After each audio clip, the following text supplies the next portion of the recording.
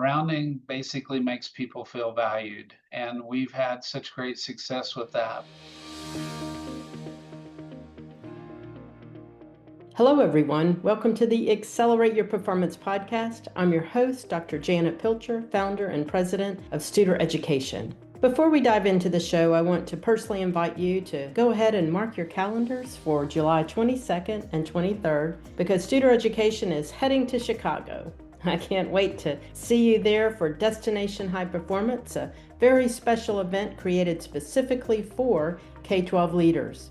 Bring your team and you'll walk away with tangible tools, proven strategies, and renewed inspiration to elevate your impact.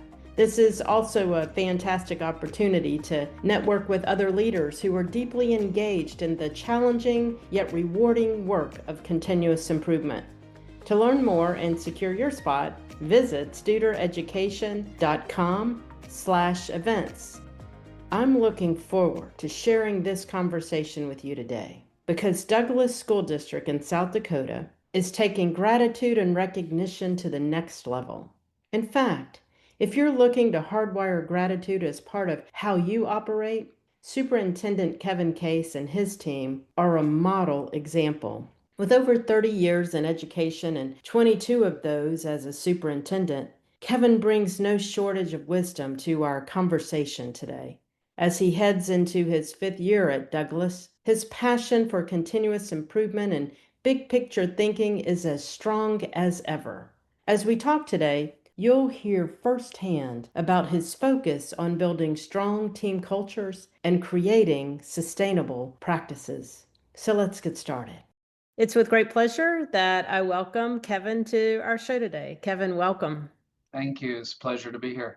Absolutely. So let's jump in. Just really excited about our talk today and conversation, and know that you all have worked on culture building and applying some of our core tactics, which are just essential tactics that we'll talk about, Kevin, and the work that you're doing. The recognition, rounding, and survey rollout will probably be embedded throughout our conversation today. But let's start a little bit with recognition and the work that you've done in the district. As you know, we'll be releasing a podcast episode with some of your employees, a principal and a teacher, that share fantastic stories. Wanted to come back and connect to you on the great work that you're doing by leading the district. So can you tell us a little bit about the strategies you've used to implement recognition and what the effect that's having on your culture? Sure. This may sound strange, but I actually am going to start with rounding because I think what we found is rounding basically makes people feel valued. And we've had such great success with that. But we started on our journey with Studer in October, and we kind of started talking about accountability for rounding. And we have 20 leaders that I work with that all participate in the rounding process. And in the beginning, we set an expectation of 2 roundings per month. We just said everybody will round twice a month. And we had a spreadsheet that we keep track of it. So over 8 months, the expectation was everybody rounded 160 times total for our group. And actually, when we got there in May, we had 370. Oh my gosh. So we just really did some great things. And I think they got tired of hearing me say every month I would show them what the data said about who had rounded and who hadn't. And so we talked a lot about hardwiring, and if we couldn't hardwire it with us as an administrative group, there's no way to hardwire some of the other work that we're trying to do here with our entire staff. So I think what we really found is rounding helped staff to feel valued. We had a little survey data from some focus groups we had done 2 or 3 years ago, and one of the things that came out is people just wanted to feel valued. So I think that was helpful. It allowed us to see trends. It gave us the possibility and the availability of, I guess, fixing simple things. We have the trash can story. I went into my principal's office one day and I was like, had 3 people in there, and he's like, okay, take care of this, take care of this, take care of this. And I was like, what's going on? And he goes, conversations from rounding. I got a teacher who needed a trash can. And I was like, are you serious? And he's like, yeah, they didn't know how to get a trash can. And I fixed the desk one day while I was doing a rounding situation. So I think people just saying, oh, they care enough to, I must mean something because they care enough to fix it. So anyway, like I said, and we share that data with our administrators twice a month. And then at the end of the year, we did an AI summary of all of the roundings by buildings and just kind of shared with all of our staff, here's what's happening as a result of rounding, and here's the conversations we're having. So that's a little bit on that. Yeah, I mean, that's great, Kevin. And one thing that you said is really important because when we're asking people, what challenges are they facing or what's getting in the way of them doing their best work, sometimes people will say, well, what if they ask for something huge? And I'm like, well, they usually don't. They're asking for those small things that you can fix pretty quickly that makes a huge impact. And those are great examples of situations where it just didn't take much, right? Correct. It sure didn't. And then I guess on the recognition side, which is kind of where your question started, kind of try to connect that back to our leadership's beliefs and strategic direction about we talk about continuous, and one of the things we talk about is continuous improvement every day and trying to get better. How do we get better? And so we kind of, again, I'm back to measuring what we're doing. So we didn't require people to, I guess, keep track of thank you notes, but about half my administrators did. And so the average was about 58 thank you notes over the last year, actually from October when we started keeping track. And ironically, our food service director, she sent over 70 thank you notes. And what we're really seeing a huge impact on our food service program in terms of retention and just how that group of individuals interacts with kids and how they interact in our buildings. And so Jennifer Garner's done a great job of just really embracing this. And she has stories in her monthly newsletter. And we have a food service. They have values and beliefs also. And our tagline is fueling student success one meal at a time. They came up with that, which I thought was really cool. So That's it's clever. just it's just fun to watch people embrace the work and how it impacts others. So I think that's good. I go back to rounding, and I think the other thing that rounding did is I call them secondhand compliments. You Mhm. ask that question at the end, who's been especially helpful? And so I think sending a note to people just saying, hey, I was talking with Jeannie the other day, and she indicated you've been such a great leader helping us move forward some of our strategic initiatives. And she really appreciates you. Thank you for being a part of our team, that kind of conversation. Our end of year celebration, we put out 800 blank thank you notes on cards at the tables, two per person. I ask them just to write the name of a student and or an adult on each one and take them with them. So I think that's been very beneficial. We start every admin meeting with a kind of a thank you screen up, and we have thank you notes on all the tables for our admin meetings, and I think that helps. And then the other thing we've really embraced this year, something called Above and Beyond, and we take nominations for that, and that can be from colleagues or parents or students. And again, we go back every time we go into classrooms and hand those out. So we read them and really talk about the why. We talk about, you said this was important. You said you wanted to be recognized for the good work you do. And then I started talking with students and saying students can do these too. And we really had an uptick in those. We had over 111 of those this year. So Wow. those are just some strategies we've used. Oh, so good, Kevin. I mean, and they're intentional strategies, right? Intentional strategies that you use to develop your leader. So let's talk about that. Casey, when we were talking with Casey, she talked about your strong commitment to developing leaders and leadership development. So, what is that? How have you intentionally are building and strengthening your leaders in your district? Thank you. We really started when I got here. We had an influx of obviously the ESSER dollars, and one of the things I noticed was our culture was just not what it needed to be. We were very siloed in terms of how we operated. I actually had teachers say, "You talk differently. The way you talk is different. We're not used to the conversation and how you have it with us." Because I believe all stakeholders should have a voice. I've had a very diverse and background in adaptive schools. And so that's some of the work we really started with, just training staff. So we trained over 250 staff with 4 days of training in adaptive schools. And it has really made an impact on, I think, making people feel valued. Last year, a year before last, we started in some work with change. Really felt like our initiatives were not being successful, and I felt like it was a lack of understanding of the change process. And I think the thing that I really had a lot of ahas with, and as did our leadership staff, was Michael Fullen's work on coherence. Just those four factors that need to be present for change to take place, but not. We always went to accountability, and I always feel like, okay, it's accountability is one of the four, but we have to have a vision. People have to know where we're going. We have to do training. We have to make sure people have that knowledge base, and then also we have to collaborate. So, and collaboration is one of our beliefs that we think is important. So, we really spent some time there, and then really we partnered with Studer at the beginning of last year, and that's one of the best things we have done as an organization, and it's really tied things together, and the timing was perfect.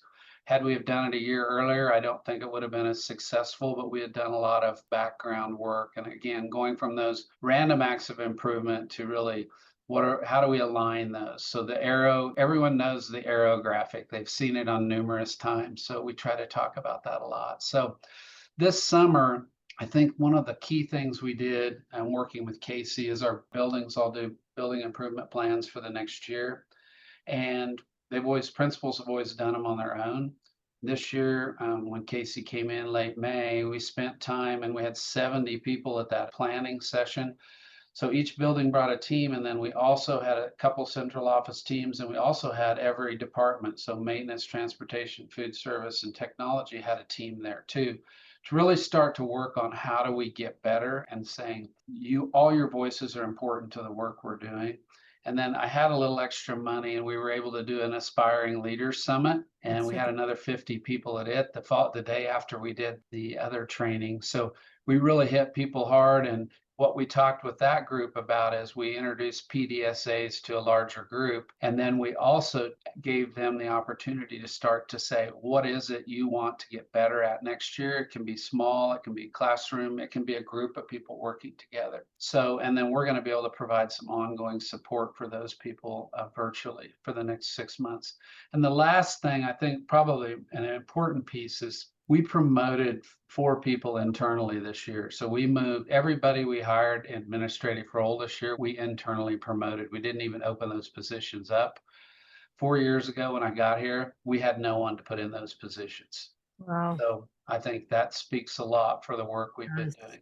Yeah, it does, Kevin. That's your evidence, right? First of all, I mean, very intentional. It's not hit or miss for you in terms of what I'm hearing. I mean, you're very strategic and intentional and methodical about the approach, and Casey is that way in general. And so, you know what? So the payoff is that you're looking at a pipeline you didn't have to one that now you've developed people to move into those roles, and that's a huge accomplishment, because that's what we're all trying to get to, is developing our people so that they can assume those leadership positions in ways that continue to build and strengthen the culture that we're in. So really nice work with the combination of development opportunities. Thank you. Just thinking a little bit, taking that a little bit to the support services survey. So, we've provided service to family, we've had service excellence training, and now you've administered the survey that gives your employees an opportunity, or people on your team opportunity, to give feedback to the service that you're providing internally to your teams. And you did the rollout process. So talk a little bit about your experience in there and what emerged and what were your takeaways. So again, under Casey's guidance, I think there's PTSD around climate surveys or any kind of surveys. I think people are like, oh my gosh, I remember 5 years ago we did that, and blah blah blah. And I think we had a lot of that.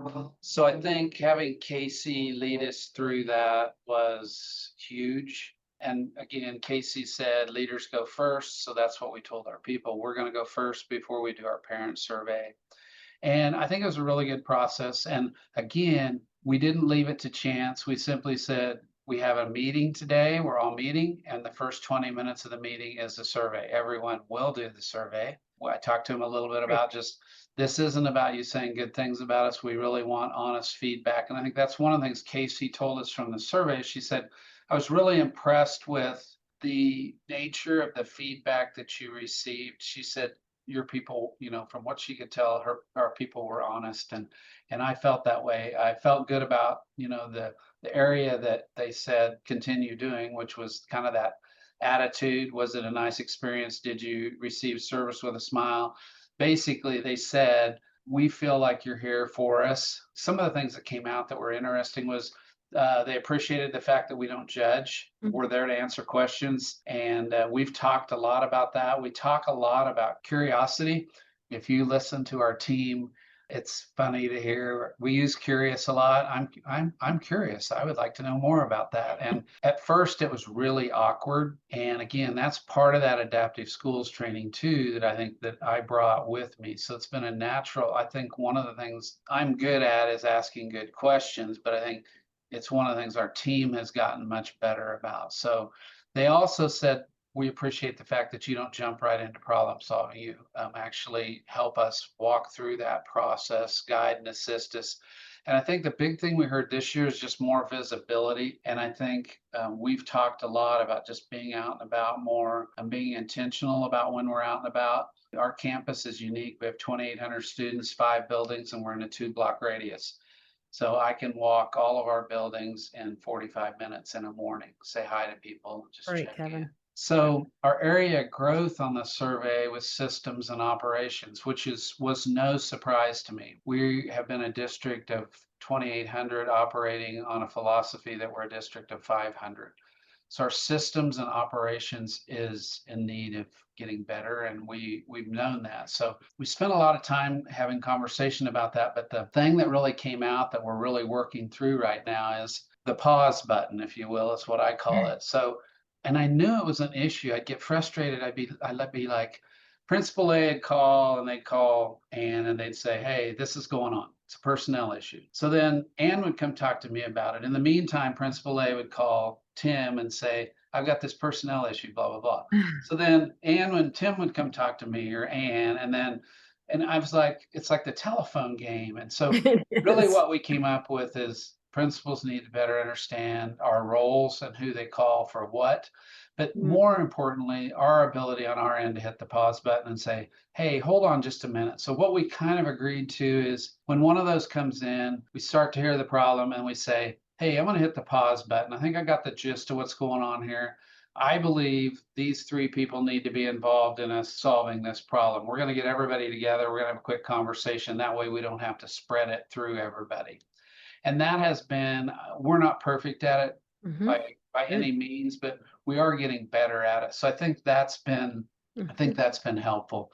The second thing we're working on is a very detailed calendar that we've been working on for 2 years, but better getting a review of systems in place before we use them. So in other words, what's the hiring process in the spring? Really going through that process again. We just updated our whole hiring process, and Tim's been instrumental in doing that. But it's been successful because he started with a couple small PDSAs to start to say, "Hey, I'm going to work with one principal. We're going to see if this works or not. What feedback do you have?" And then we rolled it out to everyone. Doesn't mean to say the end rollout was perfect.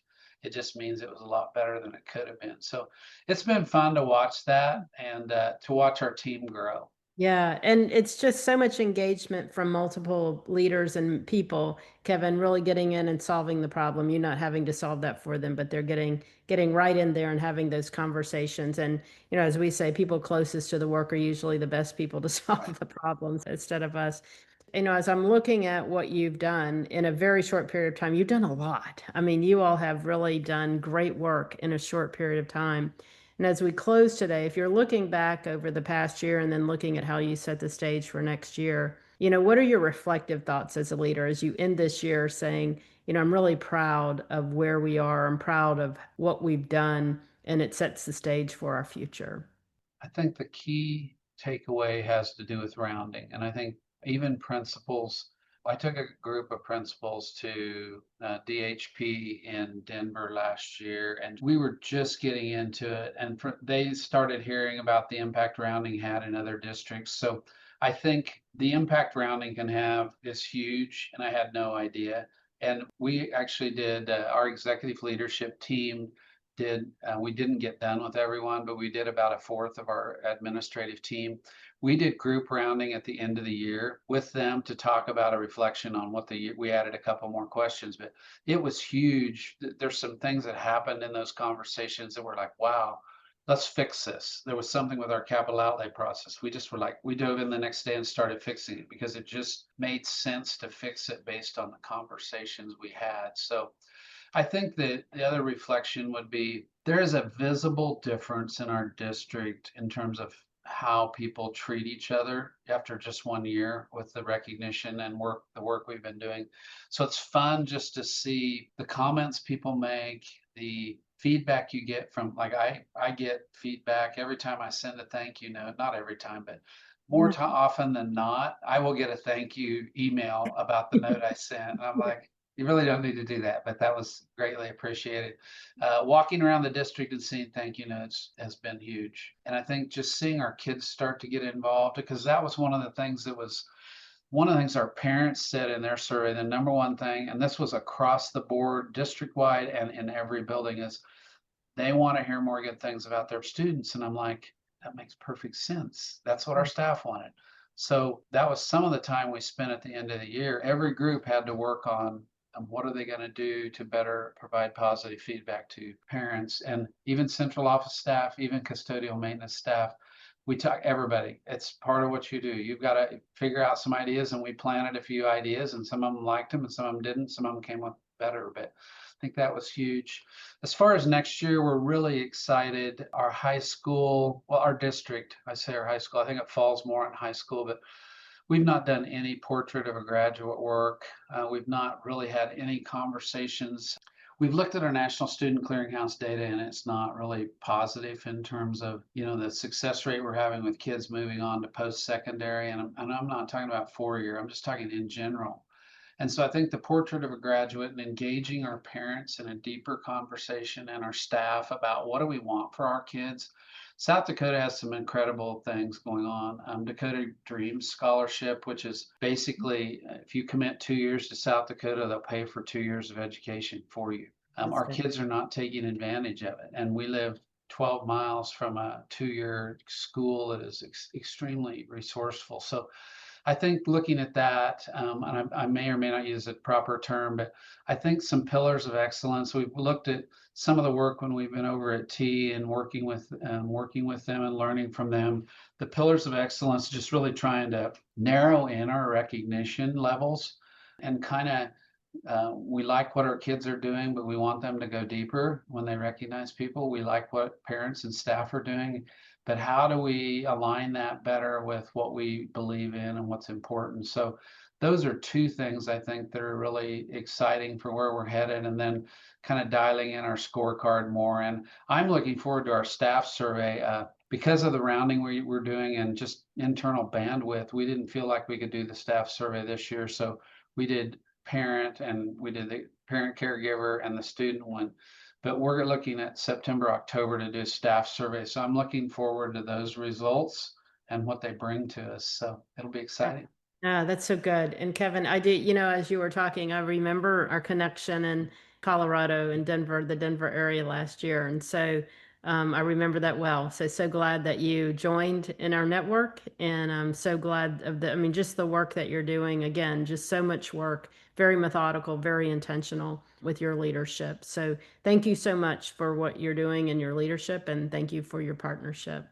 Well, thank you. Well, it's been a blessing to have Studer as one of our strategic partners. And again, Casey has been truly a blessing to us. Thank you. When I asked Kevin about their gratitude efforts, he started with rounding. And that's no accident. When we genuinely get to know our people and what's important to them, we can ensure our gratitude is indeed timely, specific, and sincere. It's all about that intentional effort. Thank you, Kevin, for supporting the people in your district. Can't wait to see where you all land as you continue to hardwire these practices and deepen your culture of excellence. You and your leadership team are truly living out what it means for leaders to go first. If you'd like to hear more about the specifics of the recognition program in Douglas School District, make sure to keep tuning in every week. In an upcoming episode, I'll interview a teacher and principal about how this intentional gratitude effort has impacted them and their culture. As always, thank you for tuning in to this episode of the Accelerate Your Performance podcast. I look forward to seeing you next week as we continue to work together to achieve organizational excellence. Have a great week, everyone.